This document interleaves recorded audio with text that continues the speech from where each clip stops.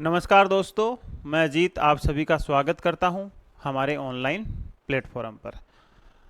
दोस्तों, जो अपनी बात चल रही थी वो बात चल रही थी राजस्थान के भौतिक प्रदेशों को लेकर के।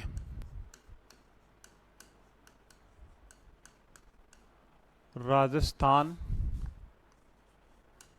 के भौतिक प्रदेश को लेकर के। और कल की जो क्लास थी उसमें अपन ने बात की थी कि राजस्थान को भौतिक प्रदेशों में विभाजित करने वाले कौन कौन थे। राजस्थान को भौतिक प्रदेशों में विभाजित करने वाले कौन कौन से भूगोलवेत्ता थे, जिसमें अपन ने सबसे पहले यह देखा था कि वीसी मिश्रा ने राजस्थान के भौतिक प्रदेशों का विभाजन किया था और वीसी मिश्रा ने राजस्थान को 7 भौतिक प्रदेशों में बांटा था। वीसी मिश्रा ने जो अपना विभाजन दिया था वो 1967 में दिया था और उनकी पुस्तक थी राजस्थान का भूगोल, उसमें दिया था। वर्गीकरण के आधार की बात की जाए तो वर्गीकरण के आधार उच्चावच, जलवायु, कृषि प्रारूप और आर्थिक प्रारूप को रखा था। वीसी मिश्रा के बाद में जो सबसे महत्वपूर्ण विभाजन दिया गया था वो रामलोचन सिंह के द्वारा दिया गया था। रामलोचन सिंह ने राजस्थान के भौतिक प्रदेशों का विभाजन 1971 में किया और 2 प्रमुख, 4 उप और 12 लघु प्रदेशों में विभाजित किया था। उसके बाद में हरिमोहन सक्सेना ने राजस्थान का जो भौतिक विभाजन दिया था वो 1994 में दिया था। उनकी जो पुस्तक का नाम था वो था राजस्थान का प्रादेशिक भूगोल। और हरिमोहन सक्सेना ने राजस्थान को उच्चावच के आधार पर 4 भागों में विभाजित किया था और वो 4 भाग थे: मरुस्थलीय प्रदेश, अरावली, उत्तर पूर्वी मैदानी प्रदेश और दक्षिण पूर्वी पठारी प्रदेश। मुख्य रूप से राजस्थान के भौतिक प्रदेशों में हरिमोहन सक्सेना का ही वर्गीकरण पढ़ा जाता है। तो आज जो अपन पढ़ेंगे वो हरिमोहन सक्सेना का वर्गीकरण के आधार पर जो राजस्थान का पहला भौतिक प्रदेश है उसकी चर्चा करेंगे। उससे पहले अपन थोड़ा सा ये देख लेते हैं कि हरिमोहन सक्सेना ने राजस्थान को 4 कौन कौन से भौतिक प्रदेशों में विभाजित किया था। तो पहला है मरु प्रदेश या मरुस्थलीय प्रदेश भी आप इसको लिख सकते हो। दूसरा कौन सा है? दूसरा है अरावली। दूसरा कौन सा है? अरावली। तीसरा कौन सा है? उत्तर पूर्वी मैदानी प्रदेश। और चौथा कौन सा है? दक्षिण पूर्वी पठारी प्रदेश। क्लियर है? तो हरिमोहन सक्सेना ने राजस्थान को 4 मुख्य भौतिक प्रदेशों में विभाजित किया था। अब उसके बाद में इन प्रदेशों को कई उपभागों में विभाजित किया। जैसे मरु प्रदेश का विभाजन किया पहले 2 भागों में, और पहला था शुष्क प्रदेश, शुष्क प्रदेश, और दूसरा था अर्ध शुष्क प्रदेश, अर्ध शुष्क प्रदेश। ठीक है, पहली बात क्लियर है। अरावली को भी 3 भागों में विभाजित किया। अरावली को भी 3 भागों में विभाजित किया: उत्तरी अरावली, मध्य अरावली और दक्षिणी अरावली। उत्तर पूर्वी जो मैदानी प्रदेश है उसको भी 3 भागों में विभाजित किया। उसको भी 3 भागों में। पहला है बनास या बाणगंगा का मैदान, दूसरा है चंबल का मैदान और तीसरा है माही का मैदान। अब उत्तर पूर्वी जो मैदान है उसका निर्माण नदियों के द्वारा हुआ है और उसके निर्माण में ये 3 नदियों की भूमिका महत्वपूर्ण रही है। चौथे की बात करें तो दक्षिण पूर्वी पठारी प्रदेश को भी 2 भागों में विभाजित किया जाता है। एक तो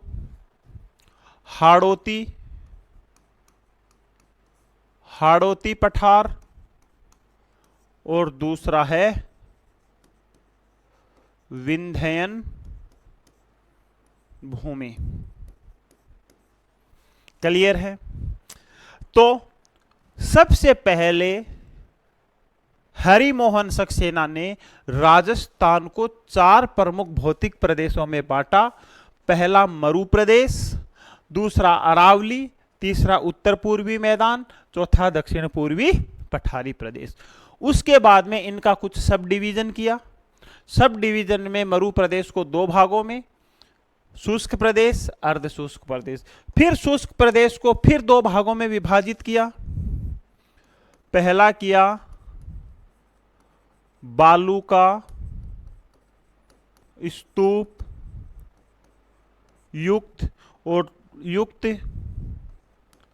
प्रदेश और दूसरा है बालू का स्तूप मुक्त प्रदेश। यहां जो हरिमोहन सक्सेना ने विभाजन किया है वो बालूका स्तूपों के आधार पर किया है। अगर आप शुष्क प्रदेश को देखोगे तो वहां एक तो ऐसा क्षेत्र दिखाई देगा जहां आपको पूरे क्षेत्र में बालूका स्तूप दिखाई देंगे। तो जिस प्रदेश में बालूका स्तूप दिखाई देंगे वो हो जाएगा बालूका स्तूप युक्त प्रदेश, और उसी के बीच में एक क्षेत्र ऐसा है जहां आपको बालूका स्तूप दिखाई नहीं देते हैं, तो वो हो जाएगा बालूका स्तूप मुक्त प्रदेश। उसके बाद में अर्ध शुष्क प्रदेश को भी कई भागों में विभाजित किया। सबसे ऊपर था घग्गर मैदान, जिसका निर्माण मुख्य रूप से घग्गर के नदी के द्वारा किया गया था। उसके बाद में घग्गर से दक्षिण में अपन चलते हैं तो शेखावाटी या कांतली मैदान, इसको कहीं कहीं आप तोरावाटी मैदान के नाम से भी जानते हैं, ठीक है। उसके बाद में इससे दक्षिण में चलते हैं तो कुछ आपको उच्च भूमि मिलती है जिसको कहा जाता है नागौर उच्च भूमि। फिर नागौर उच्च भूमि के दक्षिण में राजस्थान की सबसे महत्वपूर्ण नदी का मैदान है लूनी मैदान या लूनी बेसिन। ये जो विभाजन है ये हरिमोहन सक्सेना का विभाजन है। ऊपर आप लिख सकते हो ये जो विभाजन है वो है हरिमोहन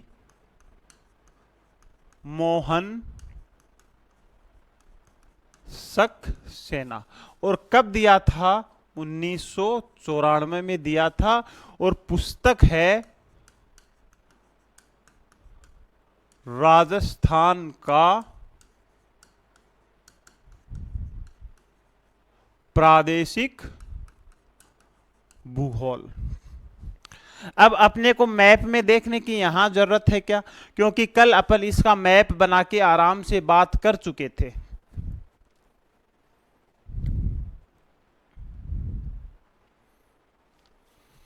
अब अपन जो आज बात करेंगे वो सबसे पहले बात करेंगे मरु प्रदेश की या मरुस्थलीय प्रदेश की। एक बार मैप बना के देख लें इन सब प्रदेशों को, याद भी हो जाएगा आपके।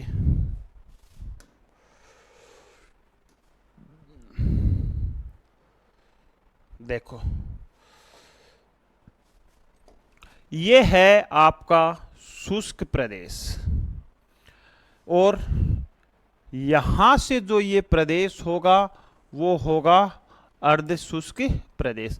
अब शुष्क प्रदेश और अर्ध शुष्क प्रदेश का जो विभाजन है वो वर्षा रेखा के आधार पर किया गया है। तो ये पहला जो प्रदेश है वो शुष्क प्रदेश है, और शुष्क प्रदेश के बीच में ही आपको एक भाग मिलता है, वो बालू का स्तूप मुक्त प्रदेश मिलता है। अब देखो एक बार अपन इसकी बात करते हैं।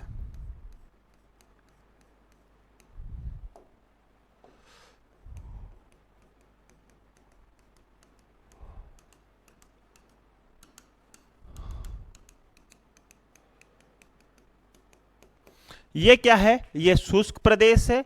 जो व्हाइट वाला आपको पार्ट दिख रहा है वो बालू का स्तूप युक्त प्रदेश है, और बीच में जो रेड क्षेत्र आपको दिखाई दे रहा है वो बालू का स्तूप मुक्त प्रदेश है। फिर उससे आगे बढ़ते हैं, ये आपकी 25 सेंटीमीटर वर्षा रेखा है। फिर आगे बढ़ते हैं तो ये आ जाती है 50 सेंटीमीटर वर्षा रेखा, और यहां एक माउंटेन और आ जाता है, यहां एक पर्वत और आ जाता है, वो है कौन सा? अरावली पर्वत। वो कौन सा है? अरावली पर्वत।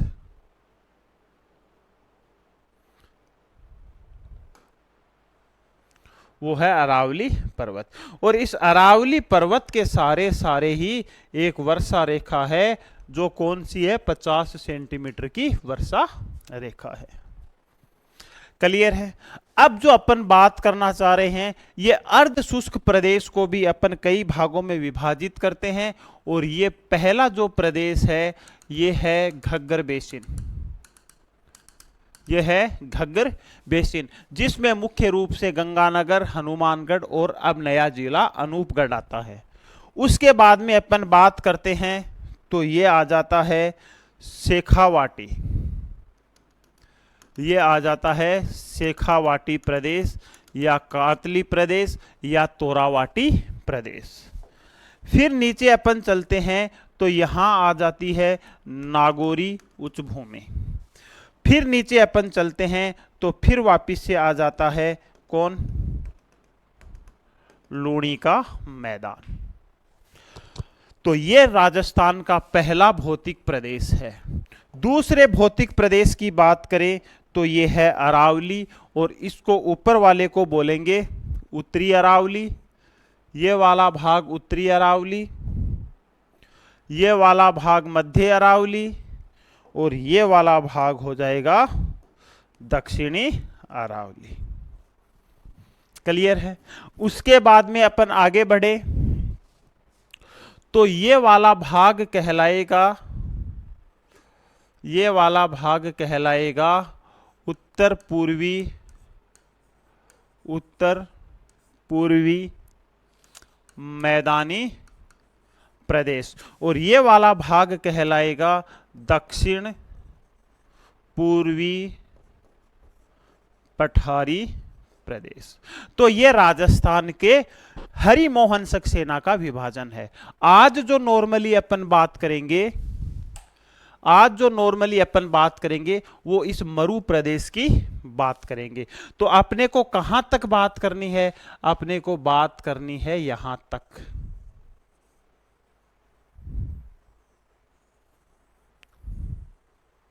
अपने को यहां तक बात करनी है।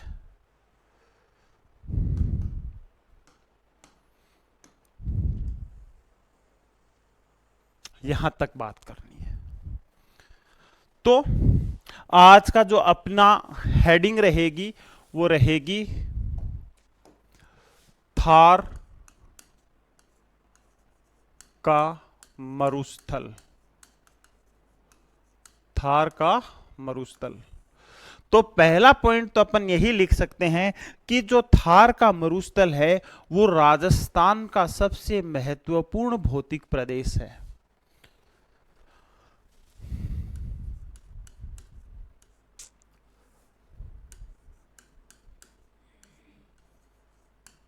थार का मरुस्थल। तो सबसे पहली तो बात अपन क्या करेंगे कि जो थार का मरुस्थल है वो राजस्थान का सबसे महत्वपूर्ण भौतिक प्रदेश है। लेकिन अपन बात करें इसके इतिहास को लेकर के तो बहुत सारे ऐसे तथ्य हैं जो बहुत ऐतिहासिक होने के साथ साथ इंटरेस्टिंग भी रहे। तो सबसे पहले बात करें कि जो थार का मरुस्थल है ये मुख्य रूप से दो देशों में फैला हुआ है। ये मुख्य रूप से दो देशों में फैला हुआ है। एक तो फैला हुआ है ये पाकिस्तान में, एक तो ये फैला हुआ है पाकिस्तान में, और एक ये फैला हुआ है भारत में। अगर अपन थार के मरुस्थल को पूरा 100% मान करके बात करें तो थार के मरुस्थल का 15%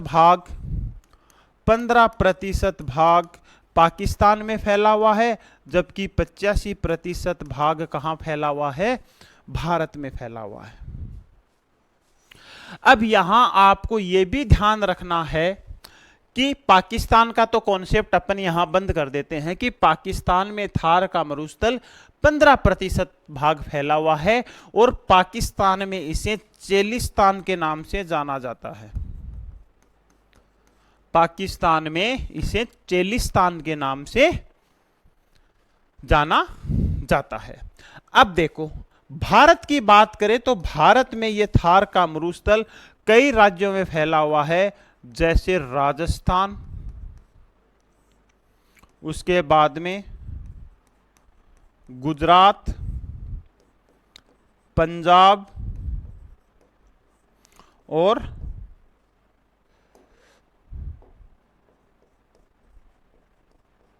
हरियाणा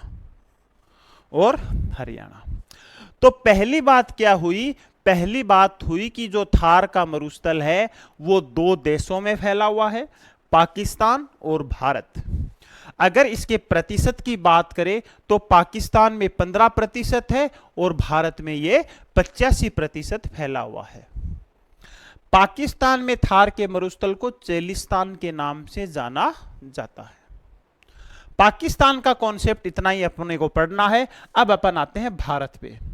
तो भारत के ये मुख्य रूप से 4 राज्यों में फैला हुआ है, राजस्थान, गुजरात, पंजाब और हरियाणा। अब इन सब राज्यों से भी अपने को कोई लेना देना नहीं है, क्योंकि अपने को पढ़ना है राजस्थान का भूगोल। तो यहां अपन बात करते हैं किसकी? राजस्थान की। यहां अपन बात करते हैं राजस्थान की। तो राजस्थान में जो थार का मरुस्थल है वो लगभग 60% भाग है। राजस्थान में थार के मरुस्थल का लगभग 60% जो भाग है वो कहां है? राजस्थान में है। कहां है? राजस्थान में है। अगर राजस्थान में थार के मरुस्थल के क्षेत्रफल की बात की जाए तो 1,75,000 वर्ग किलोमीटर क्षेत्र में फैला हुआ है। बात करें तो 1,75,000 वर्ग किलोमीटर में फैला है।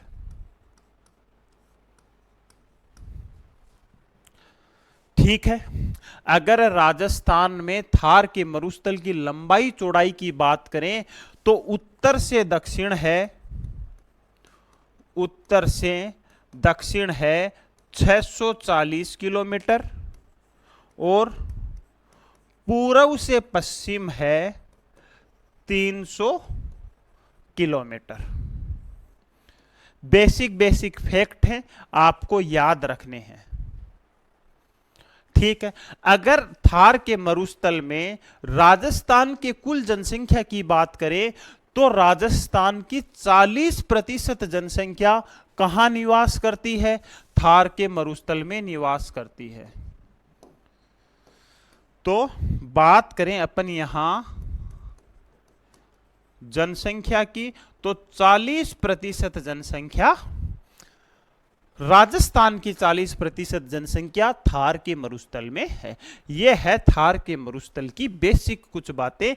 अब अपन आगे बात करेंगे कि थार का मरुस्थल भाग किसका है, यहां मरुस्थल बनने के क्या क्या कारण रहे हैं, मरुस्थल क्या होता है, यहां वर्षा कितनी होती है, यहां की जलवायु कैसी है, यह अवशेष किसका है, यहां कृषि क्या की जाती है, यहां की अर्थव्यवस्था कैसी है, यहां मृदा कौन सी पाई जाती है और यहां किस प्रकार की खेती की जाती है।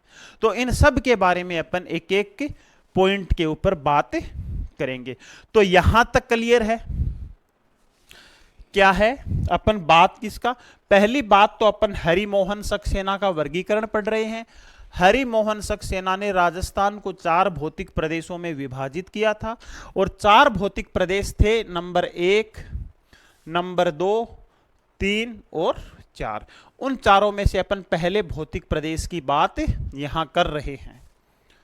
तो पहला जो थार का मरुस्थल है वो मुख्य रूप से 2 देशों में फैला हुआ है, पाकिस्तान और भारत।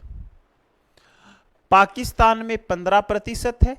पाकिस्तान में थार के मरुस्थल को चेलिस्तान के नाम से जाना जाता है, जबकि थार के मरुस्थल का 85% भाग भारत में है और भारत के भी 4 राज्यों में है, जिसमें सबसे ज्यादा 60% राजस्थान में, फिर गुजरात में, पंजाब में और हरियाणा में।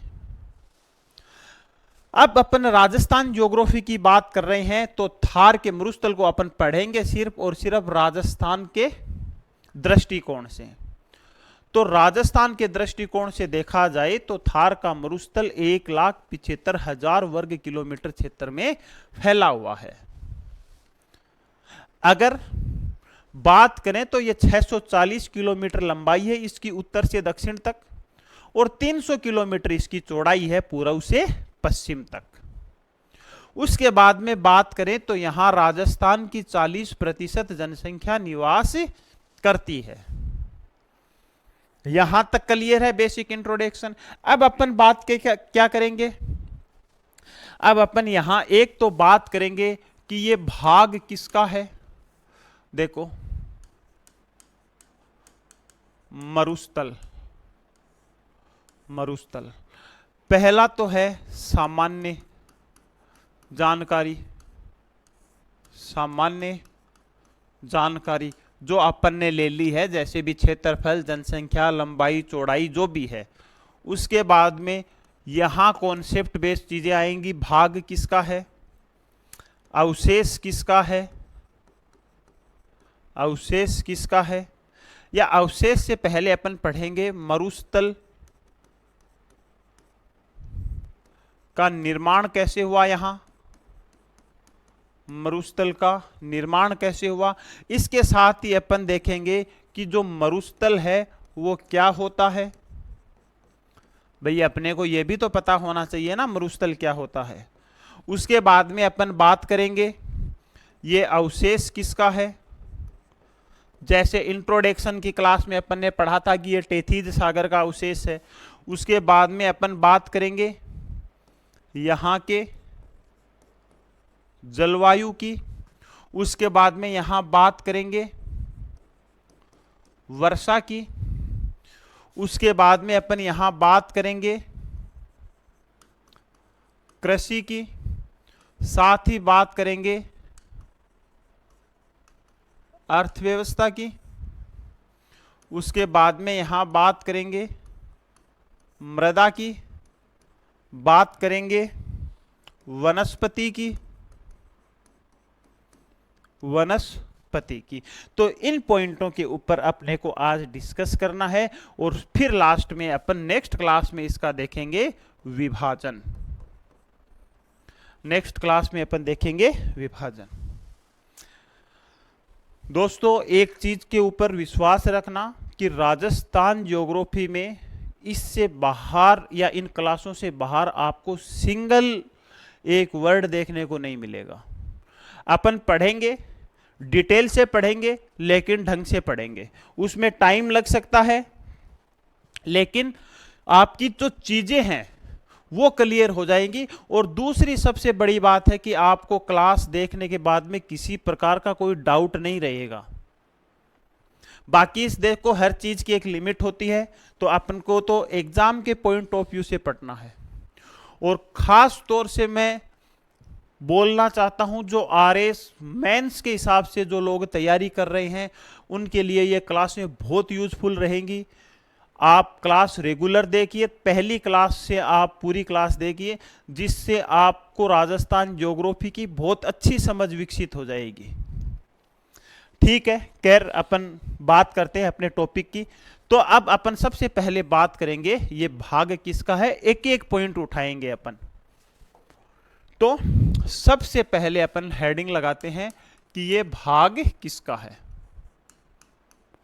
अब देखो, भाग जानने के लिए अपने को थोड़ा सा वर्ल्ड मैप के ऊपर जाना होगा, और वर्ल्ड मैप में आप देखोगे तो यहां आपको अफ्रीका मिलता है, फिर यहां अरब मिलता है, फिर यहां भारत यहां से शुरू हो जाता है। ठीक है, अब देखो यहां से अपन बात करते हैं, ये अफ्रीका है, ये अरब है,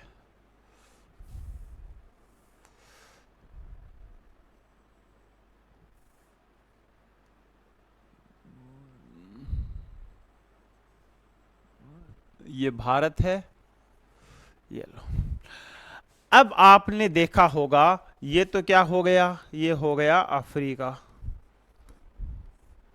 ये हो गया अरब प्रायद्वीप, अरब प्रायद्वीप, और ये हो गया भारत। एक बार अपने को मोटी मोटी लोकेशन देखनी है। और आपने ये भी वर्ल्ड ज्योग्राफी में पढ़ा होगा कि यहां जो भाग है, यहां जो भाग है वो किसका भाग है, यहां जो भाग है वो सहारा मरुस्थल का भाग है। ये कौन सा मरुस्थल है, ये सहारा मरुस्थल है।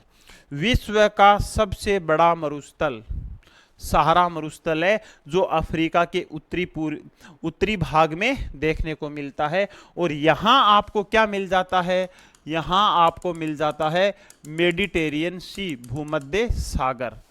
ये है भूमध्य सागर। पूरे कॉन्सेप्ट को एक साथ समझना। अब देखो, अब ये जो भाग है यहां पौने चलती हैं पछुआ पौने, यहां जो पौने चलती हैं वो चलती हैं पछुआ पौने। ये कौन सी पौने हैं, ये हैं पछुआ पौने। अब जो पछुआ पौने हैं वो चलती हैं पश्चिम से पूर्व की ओर। ज्यादा डेप्थ में नहीं जाएंगे अपन, पश्चिम से पूर्व की ओर चलती हैं, इस वजह से इनको पछुआ पौने कहा जाता है। पछुआ पौनों का कॉन्सेप्ट आपके दो जगह काम आएगा, एक तो राजस्थान में थार के मरुस्थल के निर्माण में, और दूसरे मावट को समझने में। ठीक है, बाकी अगर इंडियन ज्योग्राफी के दृष्टिकोण से देखेंगे तो जेट स्ट्रीम में भी इसका बहुत बड़ा रोल होता है। अब देखो, भूमध्य सागर से, या अपन मान सकते हैं कि पश्चिमी भाग से जो पछुआ पौने चलती हैं, ये पछुआ पौने सहारा की रेत को उड़ा करके यहां जमाव करती हैं। सहारा की रेत को जमा के यहां जमाव किया है, यहां रेत का जमाव किया है। और फिर यहां एक आपको पर्वत मिल जाता है, यहां आपको एक पर्वत मिल जाता है, वो है अरावली, और यहां एक पर्वत मिल जाएगा वो है हिमालय।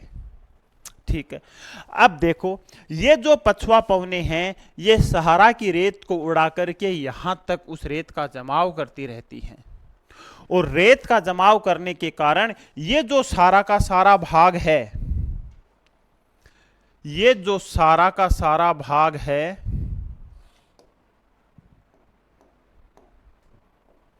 ये जो सारा भाग है,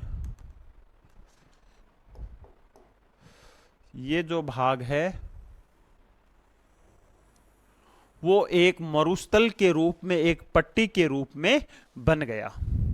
अब मरुस्थल बना कैसे है उसकी तो अपन नेक्स्ट बात करेंगे, लेकिन ये जो सहारा रेगिस्तान है उसकी रेत को पछुआ पवनों के द्वारा उड़ा करके उसका जमाव अरावली तक कर दिया गया है। अब यहां दो कॉन्सेप्ट दिमाग में आते हैं। एक तो ये आता है कि भाई थार का मरुस्थल आगे क्यों नहीं गया, तो उसका रीजन रहा अरावली की स्थिति।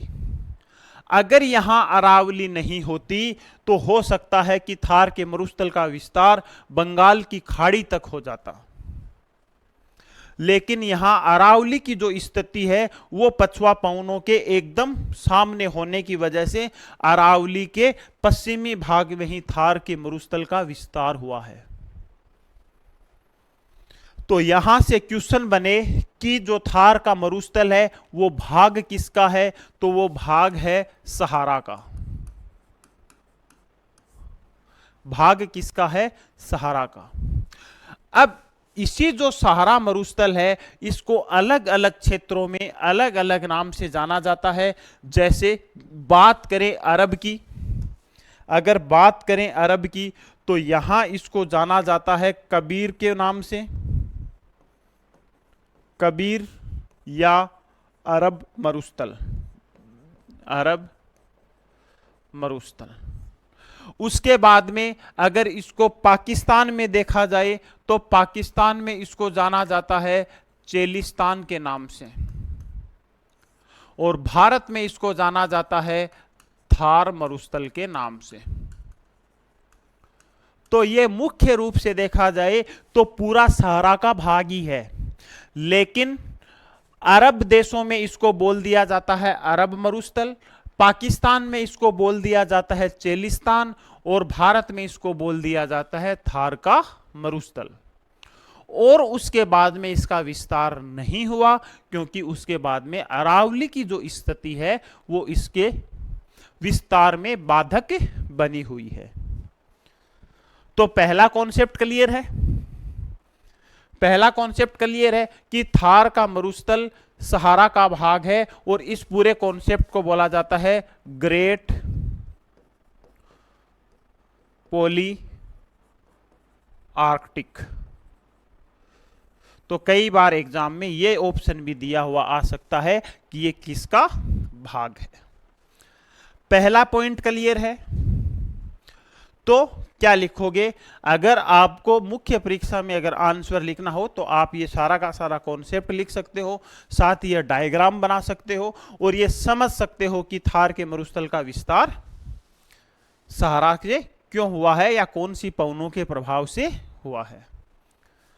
आगे के लिए थोड़ा सा मैं कॉन्सेप्ट बता देता हूं कि यही पवने, यही पछुआ पवने भूमध्य सागर से आर्द्रता ग्रहण करके इधर अरावली से टकरा करके थार के मरुस्थल में शीतकालीन वर्षा कराती हैं। ठीक है, अब यहां तक तो बात क्लियर है, लेकिन कुछ स्थानीय कारक भी ऐसे रहे हैं जिनसे थार के रेगिस्तान के निर्माण में और सहायता मिली है। अब अपन बात करेंगे उन स्थानीय कारकों की, जो आ जाएगा मरुस्थल का निर्माण कैसे हुआ है। दूसरा जो पॉइंट है वो अपन करेंगे मरुस्थल का निर्माण। मरुस्थल का निर्माण तो पहला तो अपने समझ में आ गया भाई सीधा सीधा कि ये पछुआ पवनों के प्रभाव की वजह से सहारा रेगिस्तान का ही आगे विस्तारित रूप है। लेकिन बहुत सारे यहां स्थानीय कारक भी होते हैं जो प्रभावित करते हैं मरुस्थल को, और जो पहला कारक है उसकी अपन बात करें तो यहां पहला जो कारक है वो है अरावली की दिशा। अरावली की दिशा।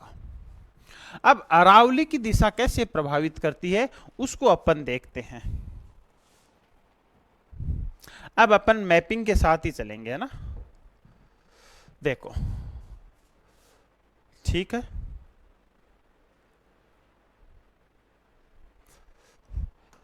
ये क्या है, राजस्थान, और राजस्थान में एक पर्वत श्रृंखला फैली हुई है जिसको जाना जाता है किसके नाम से,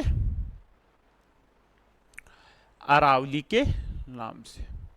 ठीक है, अरावली के बारे में बात करें तो ये विश्व का सबसे प्राचीन वलित पर्वत है, लेकिन वर्तमान समय में इसके ऊपर इतने बहिर्जात बलों ने काम किया है कि ये लगभग कहीं कहीं तो ये समतल मैदान में बदल गया है। ठीक है, तो सबसे पहले जो अरावली की जो दिशा है वो कैसे प्रभावित करती है, तो उसको अपन समझते हैं कि अरावली की जो दिशा है वो दक्षिण पश्चिमी जो मानसून है, दक्षिण पश्चिम जो मानसून है उसकी पवनों के समानांतर है। अब उसकी पवनों के समानांतर होने के कारण क्या होगा कि जो दक्षिण पश्चिमी मानसून है उसकी जो आर्द्र हवाएं हैं, उसकी जो आर्द्र हवाएं हैं वो अरावली के सहारे सहारे राजस्थान को क्रॉस कर जाती हैं और यहां ऊंचाई कम होने के कारण अरावली बाधा उत्पन्न नहीं करती है, तो यहां राजस्थान में वर्षा नहीं होती है। और जिन स्थानों पे वर्षा नहीं होगी तो वो किस में बदल जाएगा, मरुस्थल में बदल जाएगा।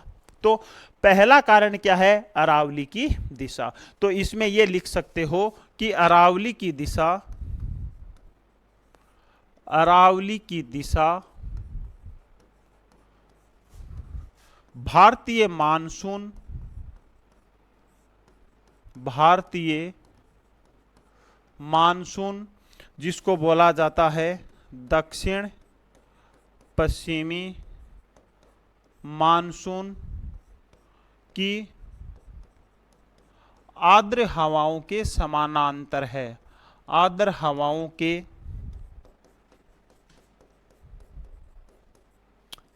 समानांतर होने के कारण, समानांतर होने के कारण थार के मरुस्थल में, थार के मरुस्थल में वर्षा नहीं होती है, वर्षा नहीं होती है। पहली बात क्लियर हो गई। और वर्षा नहीं होगी तो क्या होगा, एक सेकंड भाई,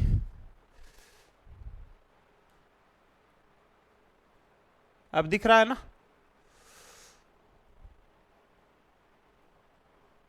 अब ठीक है ना। अब देखो अरावली के जो दिशा है वो भारतीय मानसून की दिशा के समानांतर होने के कारण थार के मरुस्थल में वर्षा नहीं होती है। अब इस भाग में वर्षा होती है उसका अपन आगे बात करेंगे, तो ताकि पूरी की पूरी चीज समझ में आ जाएगी कि यहां वर्षा क्यों होती है, यहां वर्षा कम क्यों होती है। तो पहला रीजन क्या है मरुस्थल के निर्माण का, अरावली की दिशा। और इससे भी बड़ा कारण क्या था, पछुआ पवनों की दिशा। ठीक है, दूसरा अपन बात करते हैं, तो दूसरा बात करते हैं अपन अतिचारण, अतिचारण।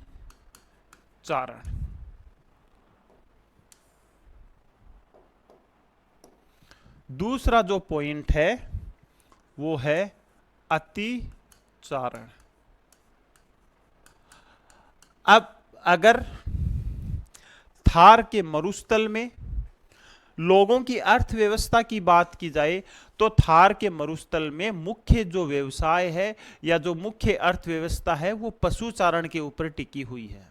और पशुचारण के ऊपर टिकी हुई होने के कारण यहाँ के स्थानीय निवासियों के द्वारा यहाँ पशुओं को चराई करने के लिए खुला छोड़ दिया जाता है, जिस वजह से भी वहाँ की जो वनस्पति होती है उसमें कमी आई है और अतिचारण के फलस्वरूप रेगिस्तान का विस्तार हुआ है।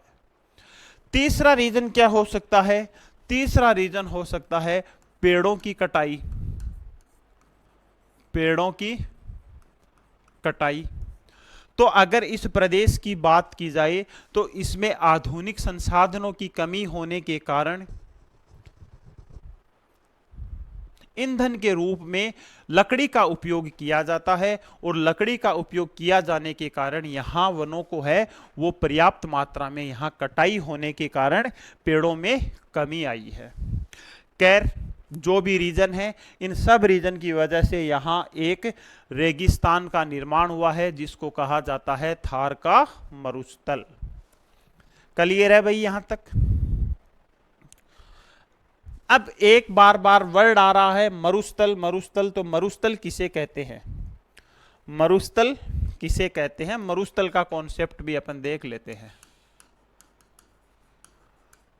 तो पहली बात, अगर एक ही लाइन में मरुस्थल को जानना हो तो वो क्या हो सकता है, जहां 25 सेंटीमीटर से कम वर्षा होती है, कम वर्षा होती है, उस भाग को किस श्रेणी में रखा जाता है, मरुस्थल की श्रेणी में रखा जाता है। जहां पर भी, जरूरी नहीं है चाहे राजस्थान हो, चाहे जम्मू कश्मीर हो, चाहे कोई और देश हो, जहां भी उस क्षेत्र में वर्षा का जो प्रतिशत है वो 25 सेंटीमीटर से कम वर्षा अगर होती है तो वो रेगिस्तान की श्रेणी में, सॉरी मरुस्थल की श्रेणी में आएगा। अब अगर यहां वर्षा कम हो रही है तो यहां वनस्पति का अभाव होगा, क्योंकि वर्षा और वनस्पति तो एक दूसरे के ऊपर निर्भर करते हैं। तीसरी बात क्या है, अगर वनस्पति का यहां अभाव है तो जैव विविधता की कमी होगी। अगर यहां वनस्पति का अभाव है, पानी की कमी है, जैव विविधता कम है, तो यहां जनसंख्या घनत्व भी कम होगा। तो इन्हीं सब कारणों के परिणाम स्वरूप वो किस कैटेगरी में आ जाता है, वो मरुस्थल की कैटेगरी में आ जाता है। और मरुस्थल मुख्य रूप से दो प्रकार के होते हैं, गर्म हो सकते हैं और ठंडे भी हो सकते हैं। तो अपने को यहां यह ध्यान नहीं रखना है कि मरुस्थल हमेशा गर्म ही होते हैं, मरुस्थल ठंडे भी हो सकते हैं। वहां भी क्या है, ये सारी की सारी विशेषताएं मिलनी चाहिए। जैसे भारत में ठंडे मरुस्थल की बात करें तो लद्दाख मरुस्थल, वहां भी वर्षा 25 सेंटीमीटर से कम होती है, वहां भी वनस्पति नहीं है, वहां भी बायोडाइवर्सिटी नहीं है, वहां भी जनसंख्या घनत्व निम्न है। तो इस वजह से वो क्या कहलाएगा, इस वजह से वो कहलाएगा मरुस्थल। तो मरुस्थल की विशेषताएं आपको लिखनी हो तो पहली, जहां 25 सेंटीमीटर से कम वर्षा होती है, उसके अलावा वनस्पति का अभाव, इसके अलावा जैव विविधता, जैव विविधता निम्न, निम्न लिखेंगे तो एक वर्ड में ही काम हो जाएगा, जैव विविधता निम्न, जन घनत्व निम्न, जन घनत्व निम्न। जनसंख्या घनत्व क्या होता है, प्रति 1 वर्ग किलोमीटर में रहने वाले लोगों की संख्या। जनसंख्या घनत्व क्या होता है,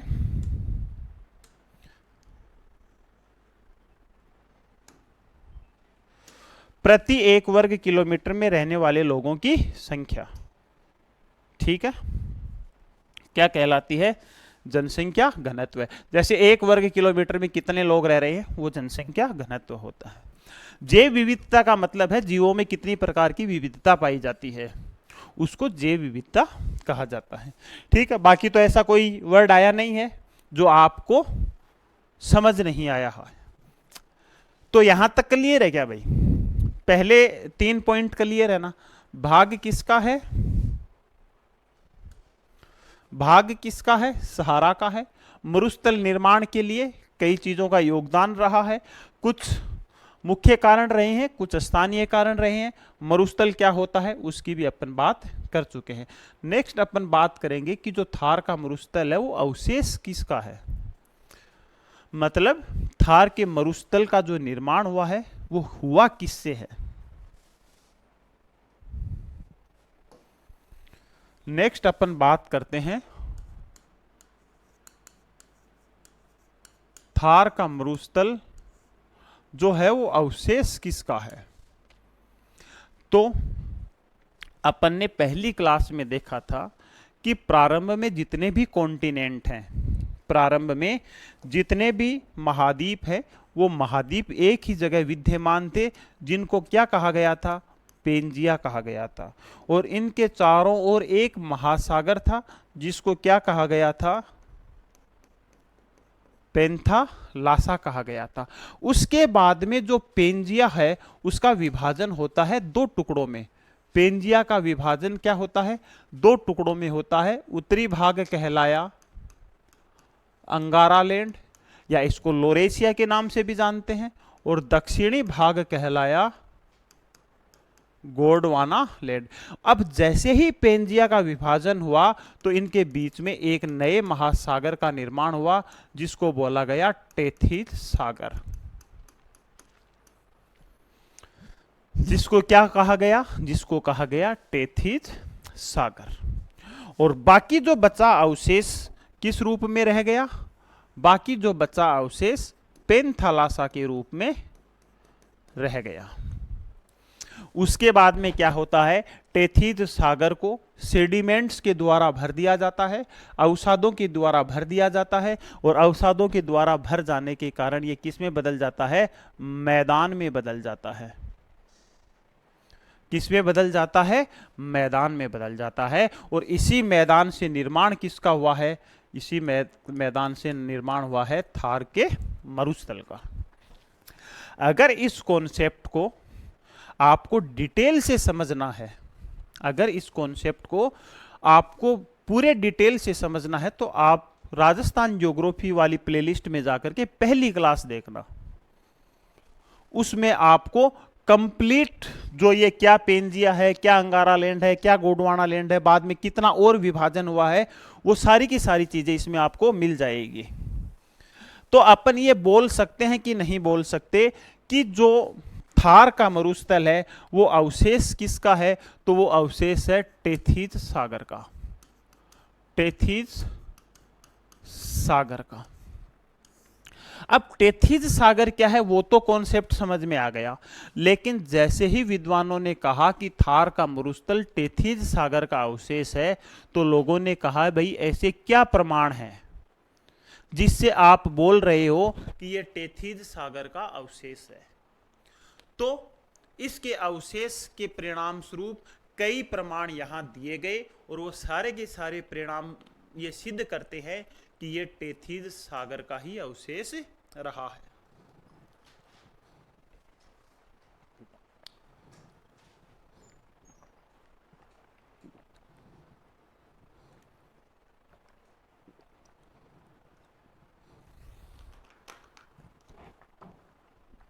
ठीक है, तो क्या कहा लोगों ने? लोगों ने ये कहा कि भाई टेथिस सागर का तो है लेकिन हमें तो प्रमाण चाहिए।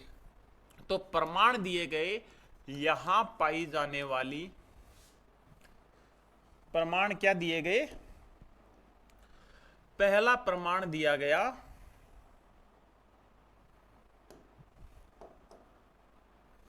यहां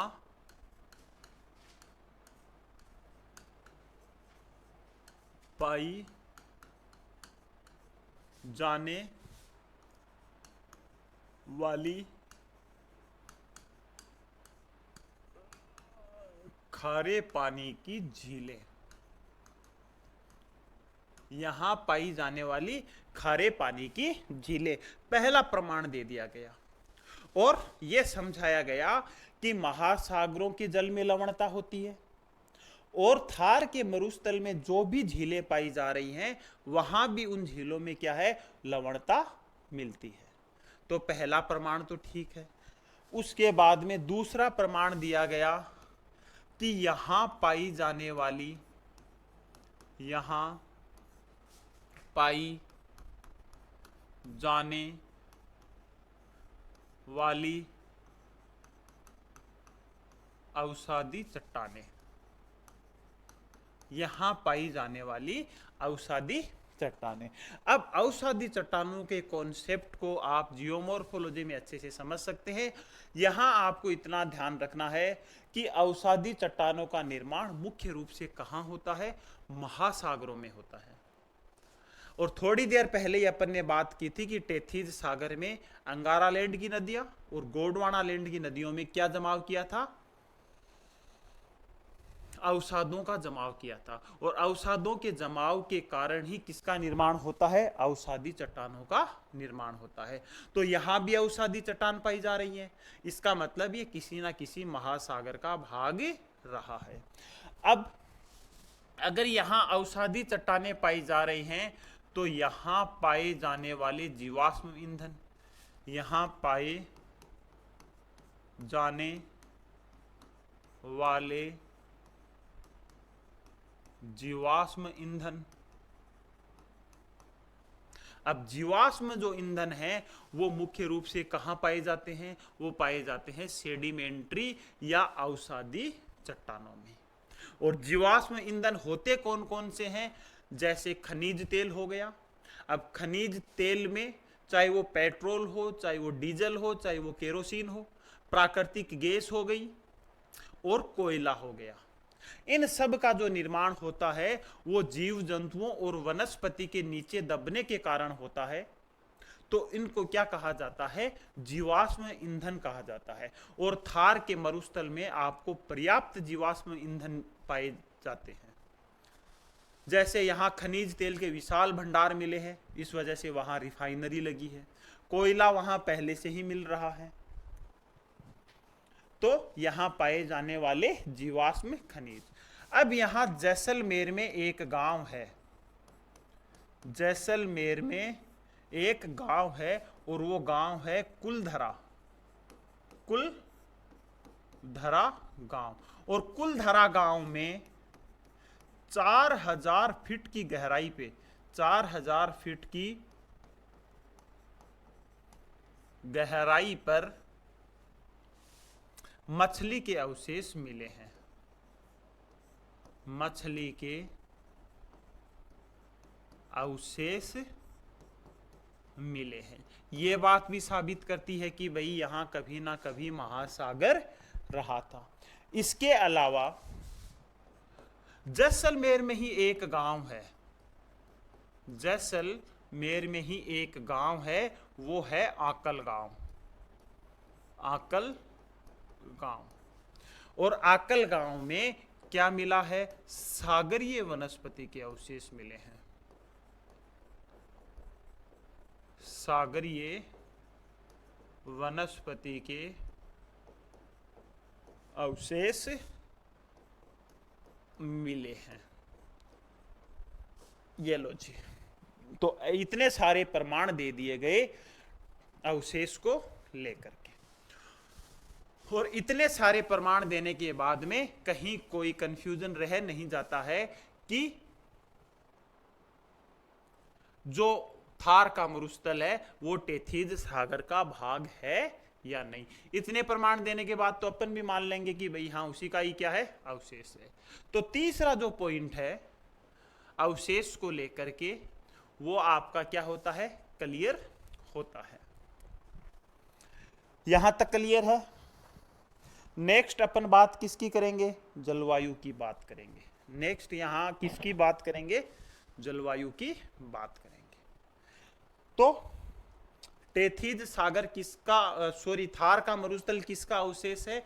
टेथीज सागर का अवशेष है। और टेथीज सागर का अवशेष क्यों है? इसके संदर्भ में ये इतने सारे प्रमाण उनको दिए गए, तो लोगों ने मान लिया कि भाई ये टेथीज सागर का ही अवशेष है। ठीक है। अब अपन यहां बात करते हैं थार के मरुस्थल की जलवायु की। बात किसकी करते हैं? थार के मरुस्थल की जलवायु की। अब एक तो अपन जलवायु को देख सकते हैं कैसे? एक तो अपन अक्षांशीय दृष्टि से जलवायु को देख सकते हैं, एक तो अपन अक्षांशीय दृष्टि से जलवायु को देख सकते हैं।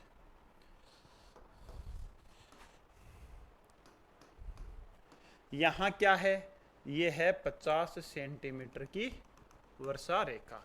और ये सारा का सारा भाग किसका है? ये सारा का सारा भाग है थार का मरुस्थल। अपने को अभी विभाजन तो पढ़ना नहीं है, विभाजन तो अपन कल देखेंगे। तो अभी अपने को थार के मरुस्थल के ऊपर ही फोकस करके चलना है। थार के मरुस्थल के ऊपर ही अपने को फोकस करना है। ठीक है। अब अगर अक्षांशीय दृष्टिकोण से देखा जाए तो यहां से जाती है, बांसवाड़ा के मध्य भाग से जाती है 23.5 डिग्री नॉर्थ अक्षांश रेखा, जिसको बोला जाएगा कर्क रेखा। जिसको क्या बोला जाएगा? कर्क रेखा।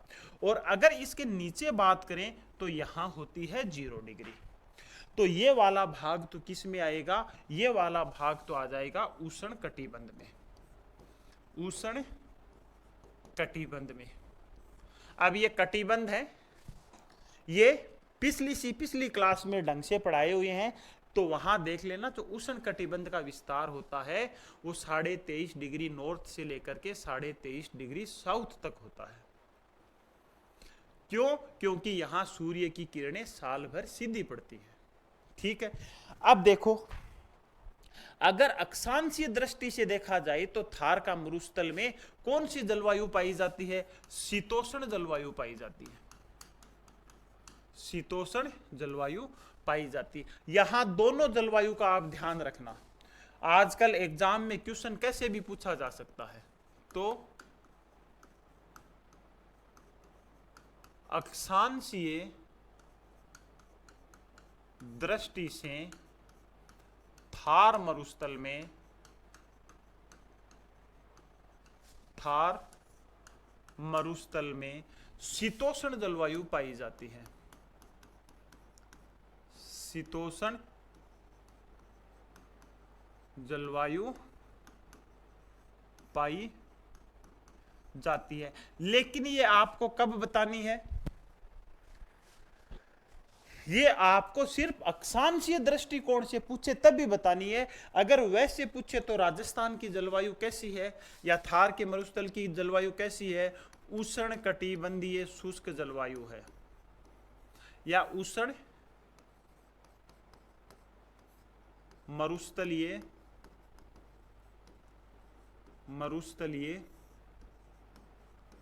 शुष्क जलवायु है। दोनों चीज क्लियर हो गई। जब आपको कहीं भी ऐसी चीज मेंशन नहीं मिले कि राजस्थान में जलवायु अक्षांशीय दृष्टिकोण से कैसी पाई जाती है, ऐसा कहीं भी मेंशन नहीं मिले तो जलवायु होगी यहां उष्ण कटिबंधीय शुष्क जलवायु। अगर सीधा सीधा देख के पूछ ले कि अक्षांशीय दृष्टिकोण से कैसी जलवायु पाई जाती है, तो जलवायु पाई जाती है शीतोष्ण। इसमें आपको किसी भी प्रकार के कंफ्यूजन में नहीं रहना है। ठीक है, अब यहां उष्ण मरुस्थलीय जलवायु पाई जाती है, तो यहां ग्रीष्म काल में तापमान बहुत ज्यादा होता है। यहां ग्रीष्म काल में जो यहां का जो तापमान है वो 50 डिग्री सेंटीग्रेड तक पहुंच जाता है। जबकि बात करें अपन शीतकाल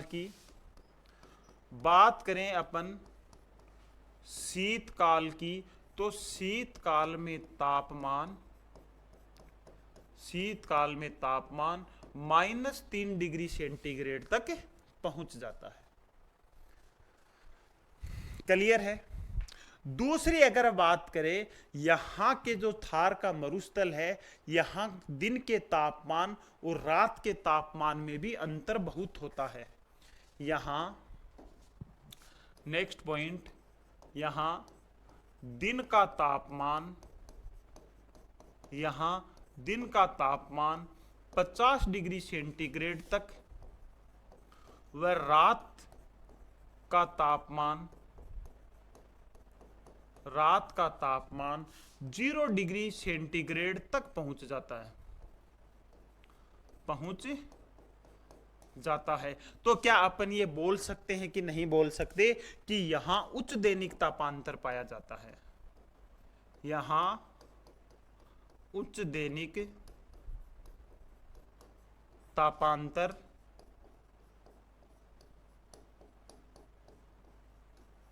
पाया जाता है।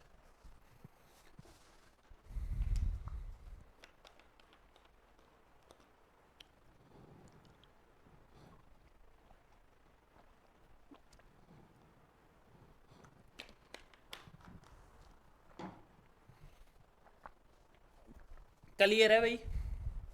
जलवायु को लेकर के क्लियर है?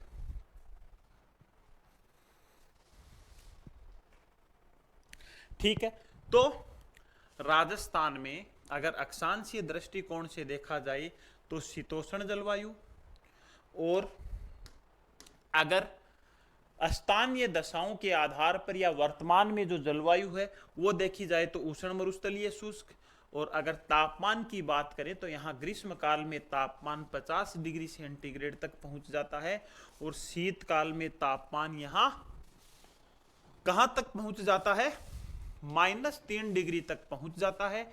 और दिन में भी अगर तापमान की बात करें तो यहाँ दिन में तापमान कभी कभी 50 डिग्री या मुख्य रूप से 48 डिग्री तक ही होता है और रात में तापमान 0 डिग्री तक पहुंच जाता है। इस वजह से अपन एक तो 50 डिग्री और 50 डिग्री से एक 0 डिग्री, तो दिन के उच्चतम तापमान और दिन के न्यूनतम तापमान के अंतर को दैनिक तापांतर कहा जाता है। तो यहां दैनिक तापांतर सर्वाधिक देखने को मिलता है। ठीक है, नेक्स्ट अपन बात किसकी करें? नेक्स्ट अपन अब बात करेंगे, अवशेष हो गई, जलवायु हो गई, नेक्स्ट अपन बात करेंगे वर्षा की। नेक्स्ट अपन किसकी बात करेंगे? वर्षा की। तो नेक्स्ट अपन बात करते हैं वर्षा की।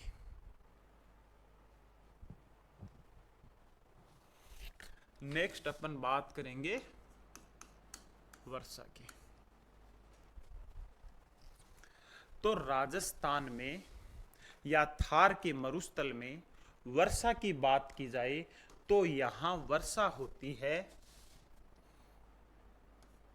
10 सेंटीमीटर से लेकर के 50 सेंटीमीटर तक वर्षा होती है। पहली बात, वापिस से अपन मैप के साथ ही बात करते हैं ताकि चीजें समझ में आ जाएगी। ये लो,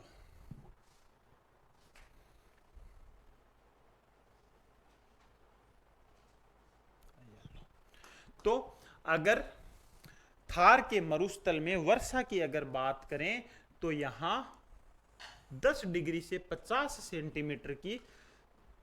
सेंटीमीटर वर्षा होती है। अब कैसे होती है देखो, ये जो वर्षा रेखा है ये है 50 सेंटीमीटर वर्षा रेखा, जबकि यहां जो वर्षा रेखा है वो है 10 सेंटीमीटर वर्षा रेखा, 10 सेंटीमीटर वर्षा रेखा, जबकि वो जो रेखा है अरावली के सहारे वो है 50 सेंटीमीटर की वर्षा रेखा। इन दोनों वर्षा रेखाओं के मध्य क्या है? थार का मरुस्थल है। तो थार के मरुस्थल में वर्षा की बात की जाए तो वर्षा यहां 10 सेंटीमीटर से लेकर के 50 सेंटीमीटर होती है। वर्षा यहां ग्रीष्मकालीन भी होती है और शीतकाल में भी वर्षा होती है। यहां पहली बात है। दूसरी बात है, यहां ग्रीष्मकालीन व शीतकालीन दोनों ऋतुओं में वर्षा होती है। तो दोनों ऋतुओं में वर्षा होती है। क्लियर है? अब यहां ये मत समझ जाना कि थोड़ी देर पहले तो अपन ये बोल रहे थे कि जहां वर्षा कम होती है उसको क्या बोला जाता है? मरुस्थल। लेकिन यहाँ तो ग्रीष्म काल में भी वर्षा हो रही है, यहाँ तो शीतकाल में भी वर्षा हो रही है, तो उसका मतलब ये नहीं है। यहाँ वर्षा तो हो रही है और वर्षा दोनों ऋतुओं में होती है, लेकिन वो वर्षा जो होती है वो बहुत कम मात्रा में होती है। जैसे शीतकाल में कोई एक आध बार वर्षा हो गई, एक आध बार ग्रीष्मकाल में वर्षा हो गई, तो वर्षा तो यहाँ दोनों ऋतुओं में होती है लेकिन होती बहुत कम है। इस वजह से यहाँ मरुस्थलीय जलवायु देखने को मिलती है। अब अपन बात किसकी करेंगे? अब अपन बात करेंगे कि जो ग्रीष्मकालीन जो वर्षा है वो किससे होती है और शीतकालीन वर्षा किससे होती है। तो ग्रीष्मकालीन वर्षा की बात करें तो ग्रीष्मकालीन वर्षा यहां होती है, ग्रीष्मकालीन वर्षा की अपन यहां सबसे पहले बात करेंगे। तो ग्रीष्मकालीन वर्षा जो होती है वो होती है दक्षिण पश्चिमी मानसून से। एक और बात, अगर ये पूछ लिया जाए कि राजस्थान के थार के मरुस्थल में वर्षा किससे होती है, दक्षिण पश्चिमी मानसून से होती है, या पूरे भारत में ही पूछ लिया जाए कि वर्षा किससे होती है, तो ग्रीष्मकालीन वर्षा पूरे भारत में दक्षिण पश्चिम मानसून से होती है। चाहे वो अरावली हो, चाहे वो थार का मरुस्थल हो, चाहे वो पठारी हो, चाहे मैदानी हो, या भारत का कोई भी हिस्सा हो। लेकिन जो दक्षिण पश्चिमी मानसून है ये दो शाखाओं में विभाजित होता है। ये दो शाखाओं में विभाजित होता है, एक तो अरब सागर, एक तो अरब सागर और एक बंगाल की खाड़ी, बंगाल की खाड़ी। नेक्स्ट बात आपको क्या ध्यान रखनी है कि दक्षिण पश्चिमी जो मानसून है वो दो शाखाओं के रूप में भारत में पहुंचता है, और दो शाखाएं कौन सी है, एक तो चलती है अरब सागर से और एक चलती है बंगाल की खाड़ी से। अब यहां आपको यह समझना है, और यहां से बहुत अच्छे लेवल का एक क्वेश्चन बनता है कि राजस्थान में या थार के मरुस्थल में मुख्य रूप से कौन सी शाखा से वर्षा होती है, यह आपको मेन कॉन्सेप्ट समझना है। तो अभी थोड़ी देर पहले ही अपन ने देखा था कि यहां जो स्थिति है वो किसकी है, यहां जो स्थिति है वो अरावली की है, यहां जो स्थिति है वो अरावली की है। तो अरावली की स्थिति की होने के कारण जो दक्षिणी पश्चिमी मानसूनी पवने हैं, जो दक्षिण पश्चिमी मानसूनी पवने हैं, खास तौर से अरब सागर शाखा की, खास तौर से अरब सागर शाखा की, अरब सागरीय शाखाएं जो पवने हैं वो अरावली के समानांतर राजस्थान को पार करके ऊपर चली जाती हैं और हिमालय से टकरा करके वर्षा करवाती हैं, लेकिन राजस्थान में वर्षा नहीं होती है, राजस्थान में वर्षा नहीं होती है। अब राजस्थान में अरब सागर शाखा से केवल और केवल एक ही जगह वर्षा होती है, और वो स्थान है माउंट आबू। वो स्थान कौन सा है, देखो एक एक कॉन्सेप्ट को आप पकड़ना, वो स्थान कौन सा है, वो स्थान है माउंट आबू, और जिला कौन सा है, सिरोही, जिला कौन सा है, सिरोही। तो अगर आपको ये पूछ लिया जाए कि राजस्थान में अरब सागर शाखा से कहां वर्षा होती है, तो वो सिरोही में होती है, केवल और केवल माउंट आबू में। तो थार के मरुस्थल में बात करें तो थार के मरुस्थल में अरब सागर शाखा से वर्षा नहीं होती है। तो जो वर्षा हो रही है वो होती किससे है, वो होती है बंगाल की खाड़ी से, बंगाल की खाड़ी से। अब बंगाल की खाड़ी से क्यों होती है उसको देखना, बंगाल की खाड़ी से क्यों होती है उसको देखना।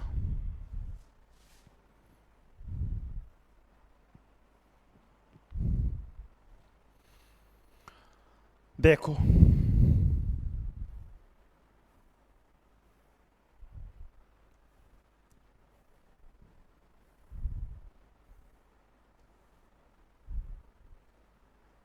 यह है भारत, और भारत में जो है वो ये दक्षिणी पश्चिमी मानसून की दिशा है, और यहां नीचे क्या है, नीचे है हिंद महासागर, नीचे क्या है, हिंद महासागर। और ये जो शाखा है ये तो है अरब सागर, ये तो क्या है, अरब सागर। और ये जो शाखा है ये है बंगाल की खाड़ी, बंगाल की खाड़ी। और यहां स्थिति किसकी है, यहां स्थिति है अरावली की। तो अरब सागर की जो पवने हैं वो तो अरावली के समानांतर सीधी चली जाती हैं और राजस्थान में या थार के मरुस्थल में वर्षा नहीं कराती हैं। लेकिन जो बंगाल की खाड़ी की शाखाएं हैं, बंगाल की जो खाड़ी की शाखाएं हैं, यहाँ पर्वत है हिमालय, और यहाँ जो हिमालय है यहाँ तीन पहाड़ियाँ हैं, गोरा खासी और जयंतिया, गोरा खासी और जयंतिया। इन पहाड़ियों से टकरा करके बंगाल की खाड़ी की जो शाखा है उसकी दिशा क्या हो जाती है, हिमालय के सहारे सहारे वो पश्चिम की ओर हो जाती है। और पश्चिम की ओर होने की वजह से क्या होता है, कुछ पवनें अरावली को पार करके यहाँ वर्षा कराने में सहायक होती हैं। अरावली को पार करके थार के मरुस्थल में वर्षा कराने में सहायक होती हैं। तो ये कॉन्सेप्ट आपके समझ में आ गया होगा। तो अपन ये बोल सकते हैं कि थार के मरुस्थल में बंगाल की खाड़ी की शाखा से वर्षा होती है, ना कि अरब सागर की शाखा से। तो यहां से क्वेश्चन क्या पूछा जाता है, क्वेश्चन यही पूछा जाता है कि थार के मरुस्थल में जो ग्रीष्मकालीन वर्षा होती है वो भारतीय मानसून की कौन सी शाखा से होती है, तो वो होती है बंगाल की खाड़ी शाखा से, बंगाल की खाड़ी शाखा से। ये स्टेटमेंट भी आपको दिया जा सकता है, अरब सागर को लेकर के और बंगाल की खाड़ी दोनों को लेकर के स्टेटमेंट दिया जा सकता है। क्लियर है? तो नेक्स्ट पॉइंट आपका क्या है, नेक्स्ट पॉइंट आपका वर्षा हो गया और जलवायु हो गई। अब अपन यहां बात करेंगे, अच्छा एक पॉइंट और रह गया ना इसका, वर्षा का एक पॉइंट और रह गया। ये तो हो गई कौन सी, ग्रीष्मकालीन वर्षा। अब अपन बात करेंगे शीतकालीन वर्षा की। अब अपन बात करेंगे शीतकालीन वर्षा की। शीतकालीन वर्षा, या इसी को ही अपन बोल देंगे मावठ, या इसी को ही अपन बोल देंगे मावठ। इसको समझना, अभी थोड़ी देर पहले जो कॉन्सेप्ट अपन ने पढ़ा था वो अभी यहां काम आएगा, वो अभी यहां काम आएगा। देखो यहां अपन ने थोड़ी देर पहले क्या पढ़ा था, यहां कौन सा महासागर है, यहां महासागर है भूमध्य। यहां कौन सा सागर है, यह है भूमध्य सागर, यह है भूमध्य सागर। और थोड़ी देर पहले यहां से अपन ने ये बात की थी, यहां से जो पवनें चलती हैं वो कौन सी पवनें चलती हैं, वो कौन सी पवनें चलती हैं, तो वो चलती हैं पछुआ पवनें, पछुआ पवनें। और पछुआ पवनों की जो दिशा होती है वो पश्चिम से पूर्व की ओर होती है। जो पछुआ पवनों की जो दिशा होती है वो पश्चिम से पूर्व की ओर होती है। क्लियर है? यहां भूमध्य सागर हो गया। अब देखो, अब ये जो पछुआ पवनें हैं ये शीतकाल में सबसे ज्यादा प्रभावकारी होती हैं। पछुआ पवनें शीतकाल में सबसे ज्यादा प्रभावकारी होती हैं। अब शीतकाल में प्रभावकारी होने के कारण ये जो पछुआ पवनें हैं ये भूमध्य सागर से आर्द्रता ग्रहण करेंगी, भूमध्य सागर से आर्द्रता ग्रहण करेंगी। और भूमध्य सागर से आर्द्रता ग्रहण करके ये किधर बढ़ेंगी, ये बढ़ेंगी पूर्व की ओर। और भूमध्य सागर से आर्द्रता ग्रहण करके ये पवनें टकराएंगी किससे, अरावली से। और अरावली से टकराने के कारण थार के मरुस्थल में क्या होगी, वर्षा होगी। थार के मरुस्थल में क्या होगी, वर्षा होगी। अब एक कॉन्सेप्ट तो आपके ये समझ में आ गया होगा कि शीतकाल में जो वर्षा होती है वो पछुआ पवनों से होती है। और इस वर्षा को क्या कहा जाता है, इस वर्षा को कहा जाता है पश्चिमी विक्षोभ, पश्चिमी विक्षोभ। तो अपन ये भी बोल सकते हैं कि राजस्थान के थार के मरुस्थल में शीतकाल में वर्षा पश्चिमी विक्षोभों द्वारा होती है। और पश्चिमी विक्षोभों से ये जो वर्षा होती है ये चक्रवातीय प्रकार की वर्षा होती है, चक्रवातीय वर्षा होती है। क्लियर है इतनी चीज? तो पछुआ पवनें भूमध्य सागर से आर्द्रता ग्रहण करके अरावली से टकराती हैं और अरावली से टकराने के कारण राजस्थान के थार के मरुस्थल में शीतकाल में वर्षा होती है। और ये जो वर्षा होती है ये चक्रवातीय प्रकार की वर्षा होती है। अब देखो, अब इस समय थार के मरुस्थल में जो टाइम होता है वो रब्बी की फसल का टाइम होता है, रब्बी की फसल का टाइम होता है, और जैसे ही ये वर्षा होती है तो रब्बी की जो पैदावार होती है वो बहुत ज़्यादा बढ़ जाती है, और रब्बी की फसल के लिए उपयोगी होने के कारण इसको कहा जाता है सुनहरी वर्षा। सुनहरी वर्षा कहा जाता है, गोल्डन ड्रॉप्स कहा जाता है, या गोल्डन रेन कहा जाता है। अब क्यों कहा जाता है? क्योंकि ये रब्बी की फसल के लिए लाभदायक होती है। और इसी वर्षा को स्थानीय भाषा में क्या कह दिया जाता है? मावट कह दिया जाता है। क्या कह दिया जाता है? मावट कह दिया जाता है।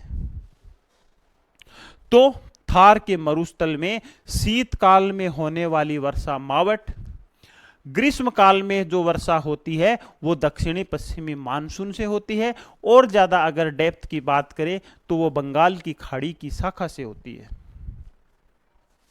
बंगाल की खाड़ी की शाखा से होती है। बात क्लियर है?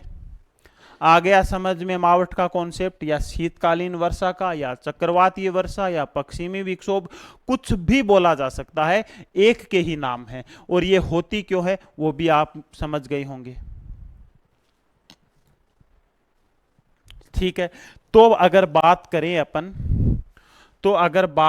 अपन राजस्थान में थार के मरुस्थल में ग्रीष्मकालीन वर्षा भी होती है, शीतकालीन वर्षा भी होती है। जो शीतकालीन वर्षा जो होती है वो मावट कहलाती है, और ग्रीष्मकालीन वर्षा दक्षिणी पश्चिमी मानसून वर्षा कहलाती है। क्लियर है यहां तक? अब अपन नेक्स्ट छोटे छोटे 2-3 पॉइंट और बचे हैं, उनकी भी अपन बात कर लेते हैं। अब यहां बात करते हैं अपन कृषि अर्थव्यवस्था की। अब यहां अपन बात करते हैं कृषि और अर्थव्यवस्था की।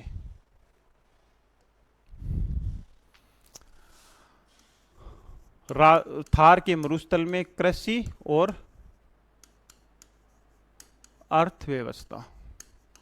अब अगर थार के मरुस्थल की कृषि की बात करें तो यहां मुख्य रूप से मोटे अनाज की, या मुख्य रूप से खरीफ की खेती की जाती है। खरीफ की खेती की जाती है।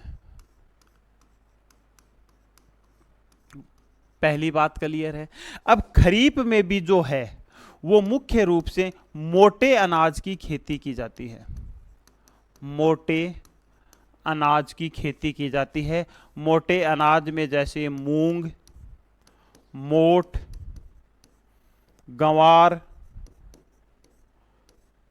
बाजरा, इनकी खेती की जाती है।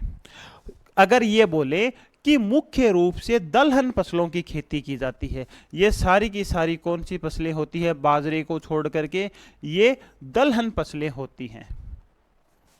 ये दलहन फसलें होती हैं।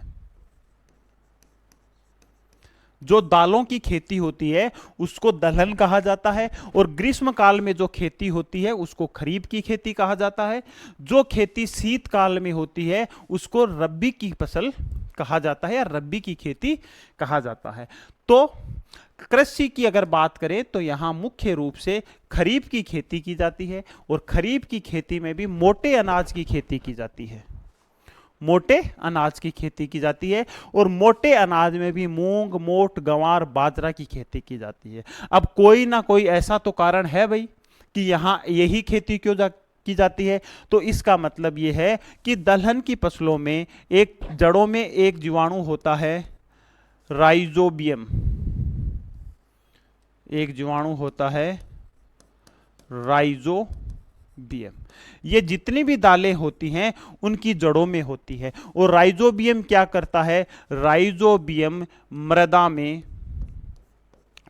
में नाइट्रोजन के स्तर को बढ़ाता है। नाइट्रोजन के स्तर को बढ़ाता है। और नाइट्रोजन का स्तर बढ़ने के कारण क्या होता है? यहां मृदा का उपजाऊपन बना रहता है। इन सब कारणों से क्या होता है? इन सब कारणों से मृदा का उपजाऊपन, मृदा का उपजाऊपन बना रहता है,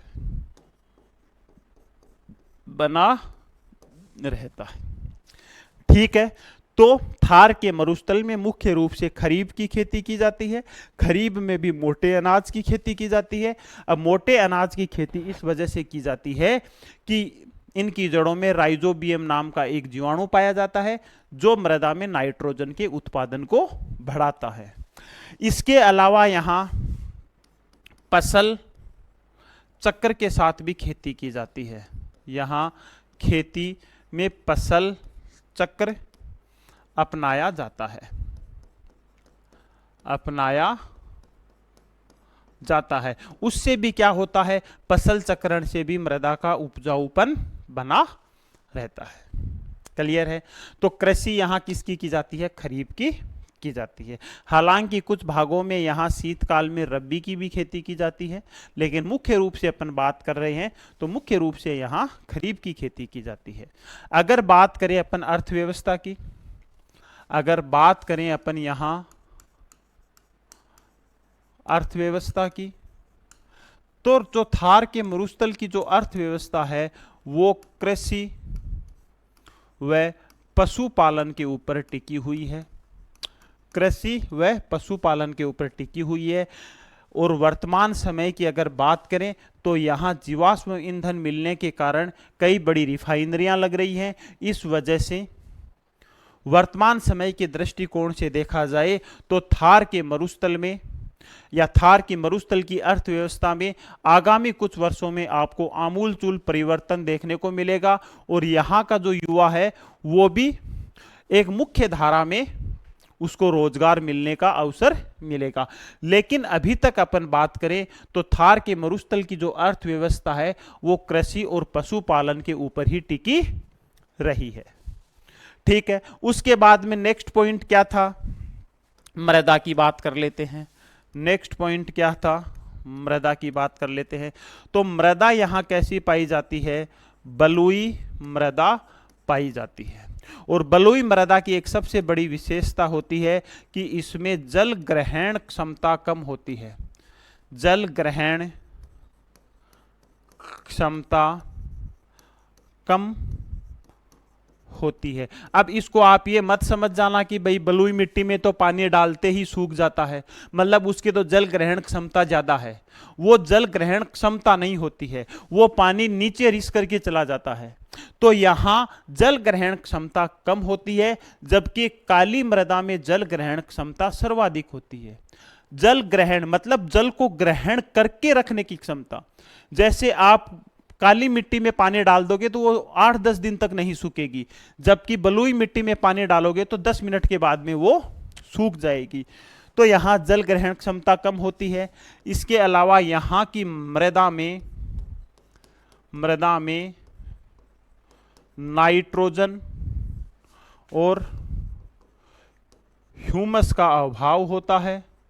ह्यूमस का अभाव होता है और इन दोनों कारणों से यहाँ की जो मृदा है वो अनउपजाऊ होती है, अनउपजाऊ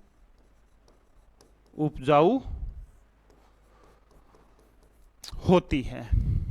क्लियर है? तो यहाँ कौन सी मृदा पाई जाएगी? यहाँ बलुई मृदा पाई जाएगी। एक बार अपन देख लेते हैं कुछ और भी रह गया क्या। हाँ, यहाँ एक पॉइंट लास्ट रह गया, वनस्पति। यहाँ एक पॉइंट और रह गया, थार के मरुस्थल में वनस्पति की बात की जाए तो। अब थार के मरुस्थल में अगर वनस्पति की जाए तो यहां क्या होती है? वर्षा यहां कम होती है। वर्षा कम होने के कारण यहां कंटीली वनस्पति पाई जाती है। कंटीली वनस्पति पाई जाती है। और इसी जो कंटीली वनस्पति है इसको क्या कहा जाता है? जीरोफाइट। जीरोफाइट या इसे ही कहा जाता है मरूदभिद वनस्पति। तो अपन ये बोल सकते हैं कि नहीं बोल सकते कि थार के मरुस्थल में जीरोफाइट या मरुदभिद वनस्पति पाई जाती है। अब जो कंटीली जो वनस्पति होती है उसके पत्तियां नहीं होने के कारण वाष्पोत्सर्जन बहुत कम होता है। इस वजह से ये अत्यधिक कम नमी को भी अपना जीवन सरवाइव कर लेती हैं। तो एक चीज इसका भी ध्यान रखना कि जो जीरोफाइट वनस्पति होती है इसमें वाष्पोत्सर्जन बहुत कम होता है, बहुत कम होता है।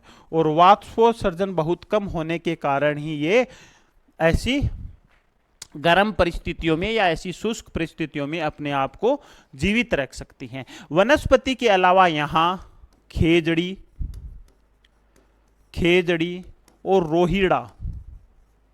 रोहिड़ा यहां के प्रमुख वृक्ष है, यहां के प्रमुख वृक्ष हैं।